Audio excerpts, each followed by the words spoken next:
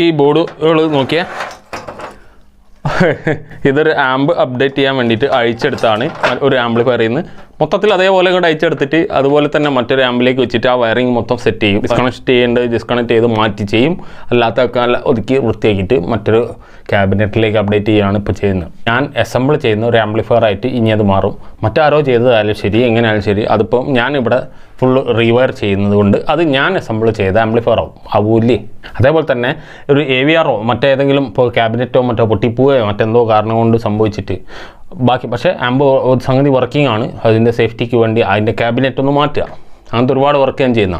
അപ്പോൾ അങ്ങനെ ക്യാബിനറ്റ് മാറ്റിയിട്ട് ആ AVRലെ കംപ്ലീറ്റ് പൊളിച്ച് ഇതിനകത്തോട്ട് നടുമോ, അത് എൻ്റെ ആംപ്ലിഫയർ ഞാൻ അസംബിൾ ചെയ്യുന്ന ആംപ്ലിഫയർ ആവൂ അല്ലെങ്കിൽ കമ്പനി ആംപ്ലിഫയർ ആവൂ. അതിനുള്ള കമ്പണൻസും ബോർഡുകളും എല്ലാം കമ്പനി ആംപ്ലിഫയർ ആണ്, പക്ഷേ അത് ഒരു അസംബിൾഡ് ആംപ്ലിഫയർ ആവൂ.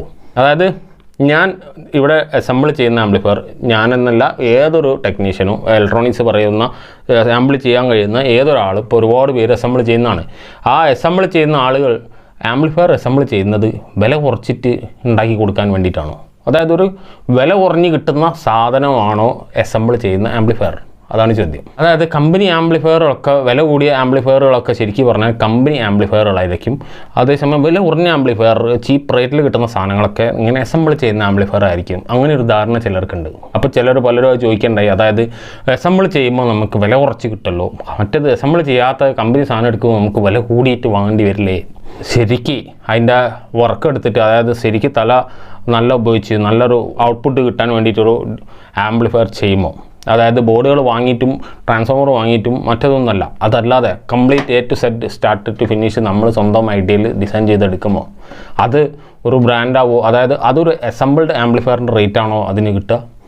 അല്ല, അതിന് ആ ഡിസൈനിൻ്റെ കോസ്റ്റ് ഒരുപാട് വരും. അതിന് ആ പെർഫെക്ഷന് വേണ്ടിയിട്ട് എന്തൊക്കെ ചിലവായോ ആ ഇൻവെസ്റ്റ്മെൻറ്റ് മൊത്തം ആ ആംപ്ലിഫയറിൽ വരില്ലേ. അപ്പോൾ അത് ശരിക്കും പറഞ്ഞാൽ ആ ഒരു ബ്രാൻഡഡ് ആംപ്ലിഫയറിൻ്റെ കോസ്റ്റിൻ്റെ അടുത്ത് വരും. അപ്പോൾ ഒരു അസംബിൾഡ് ആംപ്ലിഫയറിൻ്റെ ആ ഒരു ഉദ്ദേശം വില കുറച്ചുണ്ടാക്കുക എന്നുള്ളതല്ല. അത് ചെറിയൊരു ഷോർട്ടായിട്ട് ഞാൻ ഇപ്പോൾ പറയാൻ ഉദ്ദേശിച്ച ഒരു വീഡിയോ ആണ്, പക്ഷേ ഒന്ന് വലുതായി പോകും. വില കുറച്ചുണ്ടാക്കാനല്ല ശരിക്കും പറഞ്ഞാൽ അസംബിൾ ചെയ്യിക്കുന്നത്.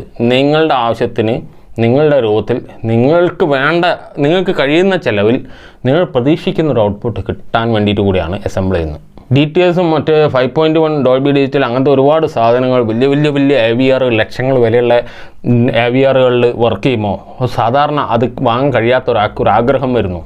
എനിക്കും അങ്ങനെ ഒന്നും ഉണ്ടായിരുന്നെങ്കിൽ, വാങ്ങാൻ പൈസ ഉണ്ടായിരുന്നെങ്കിൽ വാങ്ങി ഉപയോഗിക്കായിരുന്നു എന്ന് തോന്നുമ്പോൾ അവർക്ക് വേണ്ടിയിട്ട് പറ്റി വെച്ചാൽ നാടൻ കിറ്റുകളോടെ വരുന്നുണ്ട്. ആ കിറ്റുകൾ വെച്ചിട്ട് അസംബിൾ ചെയ്തെടുക്കുന്ന AVRകളിൽ നിങ്ങൾക്ക് ആ ഒരു സറൗണ്ട് എക്സ്പീരിയൻസ് നല്ല രീതിയിൽ കിട്ടുന്നുണ്ട്. അപ്പോൾ അത് ആ ഒരു കസ്റ്റമർക്ക് ആ ഒരു പൈസക്ക് ചെയ്തെടുക്കുന്ന ഒരു രീതിയും കൂടിയാണ് അസംബ്ലിങ് ചെയ്യാന്ന് പറയുന്നത്, ആംപ്ലിഫയർ അസംബ്ലിങ്. ഒരാളിപ്പോൾ തൽക്കാലം പലയിടത്തും ആമസോണിൽ നിന്നോ മറ്റെവിടുന്നോ ഇവിടുന്നൊക്കെ ഒരുപാട് ബ്ലൂടൂത്ത് സ്പീക്കറുകൾ വാങ്ങി എന്ന് വിചാരിക്കുക.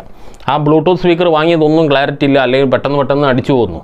അങ്ങനെയുള്ളപ്പോൾ അത്യാവശ്യം നല്ലൊരു ലൈഫുള്ള സ്ട്രോങ് സാധനം, അത്യാവശ്യം ഗെയിനും ക്ലാരിറ്റിയും ഫീച്ചേഴ്സൊക്കെ ഉള്ള വീണ്ടും സർവീസ് ചെയ്യാവുന്ന ഒരു ബ്ലൂടൂത്ത് സ്പീക്കർ ഉണ്ടാക്കാൻ വേണ്ടിയിട്ട് നമ്മളെപ്പോലത്തെ ആരെങ്കിലും എടുത്ത് സമീപിക്കുമോ ആ ചെയ്യുന്നതും ഒരു അസംബിൾ ചെയ്യുന്ന ഒരു ബ്ലൂടൂത്ത് സ്പീക്കറാണ്.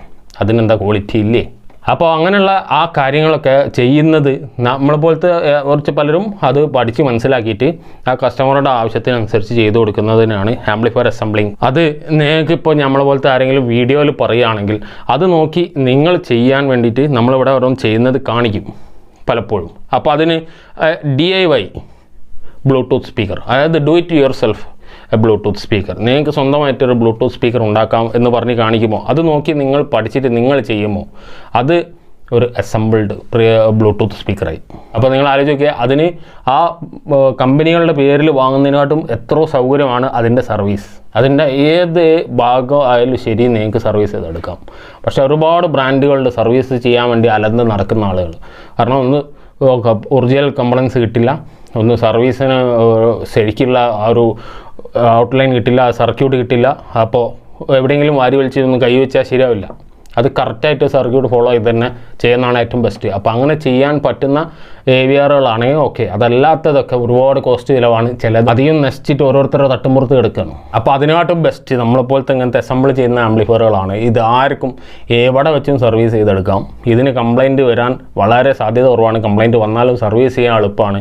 ഇത് ഏതൊരു രൂപത്തിലേക്കും അപ്ഡേറ്റ് ചെയ്യാം, മാറ്റങ്ങൾ വരുത്താം. പക്ഷേ ബ്രാൻഡുകൾക്ക് അത് കഴിയില്ല.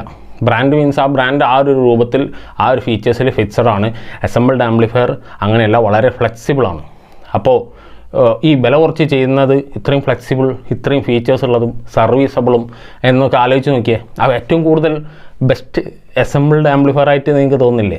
നമ്മൾ ചെയ്യുന്ന സാധനത്തിന് നമ്മൾ എപ്പോഴും നല്ലത് പറയുള്ളൂ, പക്ഷേ എന്നാലും അത് വളരെ സത്യമാണോ അല്ലേ എന്നുള്ളത് നിങ്ങൾ പറയാം. അപ്പോൾ ഈ അസംബിൾ ചെയ്യുന്ന ആംപ്ലിഫയറുകൾ വില കുറച്ച് ചെയ്യാനല്ല ഉദ്ദേശിക്കുന്നത്, അത് കസ്റ്റമറുടെ താല്പര്യത്തിനനുസരിച്ചിട്ട് മാക്സിമം ആ ഒരു അവർ പ്രതീക്ഷിക്കുന്നതിനോട് അടുത്ത് കൊണ്ടുപോകാൻ വേണ്ടിയിട്ടുള്ള ഒരു വിധം ആ ഒരു ബ്രാൻഡ് അല്ലാത്തൊരു ചിലവിൽ, ഒരു കുറഞ്ഞ ചിലവിൽ, അതായത് ബ്രാൻഡിനെക്കാട്ട് കുറച്ച് കുറഞ്ഞ ചിലവിൽ ചെയ്തെടുക്കുന്ന ഒരു രീതിയാണ് അസംബിൾ ചെയ്തെടുക്കുന്ന ആംപ്ലിഫയർ. അല്ലാതെ ഒരു തട്ടിപ്പ് പരിപാടി, അതായത് ഈ വില കുറച്ചിട്ട് ചീപ്പ് റേറ്റിൽ ചൈന പ്രോഡക്റ്റ്സ് ഉണ്ടാക്കുന്ന പരിപാടിയല്ല. ശരിക്കും പറഞ്ഞാൽ നമ്മളെപ്പോലത്തെ ആരെങ്കിലുമൊക്കെ ആംപ്ലിഫയർ അസംബിൾ ചെയ്യുന്ന രീതി നല്ല വൃത്തിയായിട്ട് തന്നെ, നല്ല ഉദ്ദേശത്തോടു കൂടി തന്നെ, നല്ല എക്സ്പീരിയൻസ് ആ യൂസർക്ക് കിട്ടണം എന്നുള്ള ആഗ്രഹത്തോടു കൂടി തന്നെയാണ് എല്ലാ ഒരു ടെക്നീഷ്യനും ഒരു വർക്ക് എടുക്കുന്നത്. അതാണ് അങ്ങനെയുള്ള ആ അഭിപ്രായങ്ങളോട് എനിക്ക് പറയാനുള്ളത്. അപ്പോൾ ഞാൻ ഈ ചെറിയൊരു ഇൻഫോ ആയിട്ട് ഒരു ഷോർട്ട് വീഡിയോ ആയിട്ട് പറയാൻ ഉദ്ദേശിച്ചാണ്. ഒരു ഇത്തിരി കൂടി നീങ്ങിപ്പോയി. ഒരു യൂസ്ഫുൾ ഇൻഫോ ആയിട്ട് നിങ്ങൾക്ക് തോന്നിയെങ്കിൽ തീർച്ചയായിട്ടും ഒന്ന് ലൈക്ക് ചെയ്തേക്കുക. സബ്സ്ക്രൈബ് ചെയ്യാത്തവരുണ്ടെങ്കിൽ ഒന്ന് സബ്സ്ക്രൈബ് ചെയ്തേക്കുക. അടുത്ത വീഡിയോയിലാണ്.